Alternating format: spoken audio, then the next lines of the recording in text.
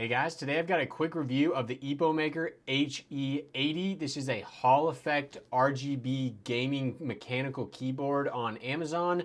So the Hall Effect means that this uses magnetic switches, which makes it insane for gaming, like an actual cheat code for gaming.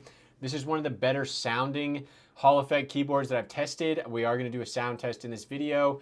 And overall, I think it looks nice and clean. You can get the all black, and I replaced the purple keys that you'll see shortly when we do the unboxing. So let's get into the review, and I'll have the product links down below. All right, guys, so let's do a quick unboxing here of the EPOMaker 82 key HE60. This is a Hall Effect keyboard. We do not want to forget that.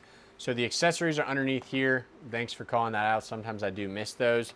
And this is what the board looks like. So honestly, right off the bat, I actually kind of like the all black simplicity of this, and the clear keys is an interesting choice as well. Having already typed on this a little bit though, the clear keys have one issue, and that is, I was seeing if the spacebar was a little uneven there, but it looks okay. The texture of the keys is different on the spacebar versus the kind of normal keys. There is a lot of friction on the spacebar, and when I was typing on it, it was causing my thumb to kind of get stuck. Whereas I want my thumb to just slide right off that spacebar like it does on any of these other keys. There's a lot of friction on these keys right here, which unfortunately are some of the ones that you hit the fastest and kind of skid off of. So that's one downside, but I think it does look pretty cool. And then on the back here, we do have two switch ups, our USB-C port, and a nice Epomaker logo there. And that is it. So let's go ahead and get into the sound test after I check the rest of these accessories. It does come with a nice instruction booklet here. We will go through the firmware in a bit too and test out the actual Hall Effect settings. But right here, we do have a nice braided cable. It might have a little bit of a nick right there, but this is pretty cool to see. A lot of these will just have the standard rubber cable, and this appears to at least be a little bit nicer braided cable.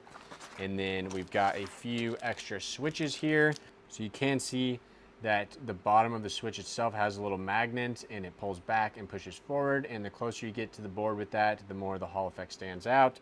So these are linear switches, sound pretty good and look pretty cool too.